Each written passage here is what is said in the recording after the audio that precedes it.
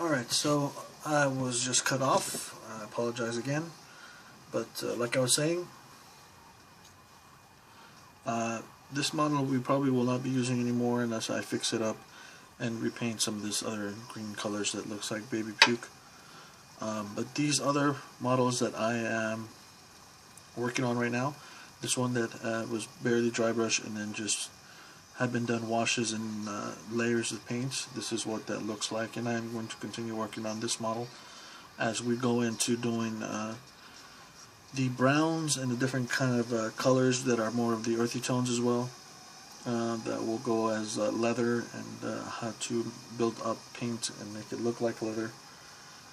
So that's what we're going to be working on next time.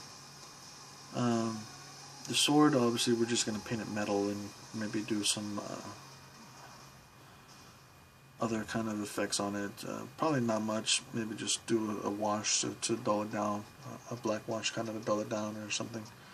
But it's going to be very simple. It's not too, I'm not going to get too eccentric with the sword or anything like that.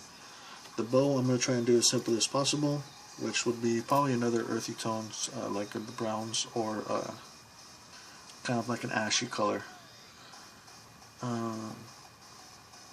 same thing goes for this model. You can see this model is a lot brighter because of the dry brush, and you can see a lot more colors going on there. This one will require a lot more layers in order to get to this point, but with some specific layering in certain points, it'll work out and it'll look good enough. I'm not going to say it's going to look like a Golden Demon winner or something that'll win a painting prize, but it'll actually look pretty good. It's not going to look quite like this, but that's because of the method that we're painting it. This one was dry brushed and then did some washes and then did layers of paint to make it look the way it is. This one was just simply did a base dry brush kind of to get the color down, and then after that it was just a couple washes and then straight into layering. So I mean, just because of the way the model has been painted, the different methods that were used, they came up looking differently.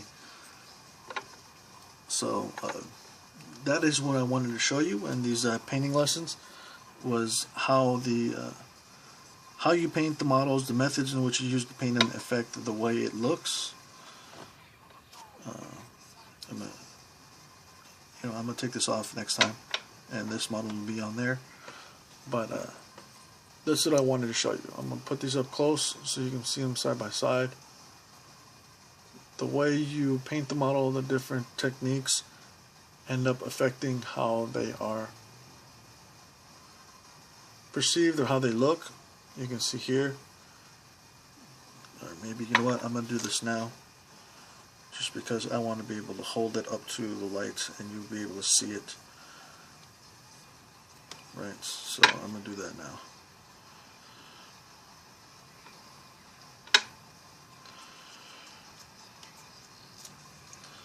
Alright, so I'm going to put that aside. Oops, cool. Put this model on here. Right, so as you can see now, as I hold these models up, you'll be able to see the difference in how they're painted, the difference in their appearance.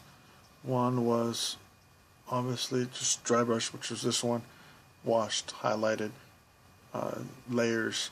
This one has just been base coated, kind of did a little bit of a dry brush, kind of did base coat the whole model, and then done washes and layers, which we haven't done as many of as this model.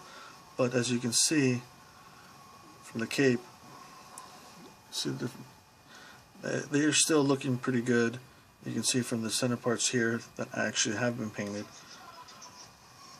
that the model looks pretty well for what we've actually done to it. We've only worked and concentrated on the highlighted parts of this area. The parts are going to be lighter. The darker greens we have not done much about, so that's why this model looks a lot darker than this one. Alright, so as we go along, we're going to have to keep that in mind and work to the specific techniques and how we are painting this. But next we're going to go into browns, maybe do some ash kind of brown color, kind of ashwood kind of colors, and add them onto these models. And maybe do some skin tones. We probably might have to do the skin tones before we finish doing any of the greens, just because they might overlap into the green areas by accident. So you want to make sure you can go back and cover that up and touch it up with the greens as you go, which we will do with the highlighting of the greens. Yes, more highlights. So that's basically everything we have for this episode, or this part of painting. These were the painting with the layers and the greens, or layers of greens rather. Right. So like I said before, I want to thank Sanchuk official YouTube channel for providing the music. That's very awesome of him. You guys need to go check him out. He has several videos that he's put up, several mixes that he's made and put up on his channel. Check it out. I am very fond of the Anger Fist mixes that he does. That is most of what I listen to while you're actually listening to, or you are actually also listening to, while we do these videos. So it was really great of him for him to give me permission to be able to run it while doing my videos. Shout out to Dibs, Filthy Creatures. If you don't know who that is, check him out. He has a YouTube channel. He's on YouTube Gaming, plays different games like The Division, Call of Duty, Far Cry Primal, all those kinds of games that are really fun to have. And he is a great YouTube streamer. Check him out. He's very interactive. You can talk to him and say what's up. Also, there's RTK. If you don't know him, go check him out. There's Veritech. You should check out their channels. They're all really cool guys. And just want to remind you guys, if you like it, hit the like button. If it was helpful to you when some of the painting techniques that I went over with in this part, go ahead and hit the like button as well. If you want to see more of this, I'm sorry for that. If you want to see more of this, just subscribe to my channel. And I do this every week. Most of the time it'll be on Wednesday. Some days I do miss it, but most days I upload videos every Wednesday.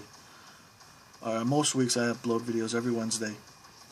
And if you have any particular model that you want me to paint, like I said before, I will paint those models if I have them.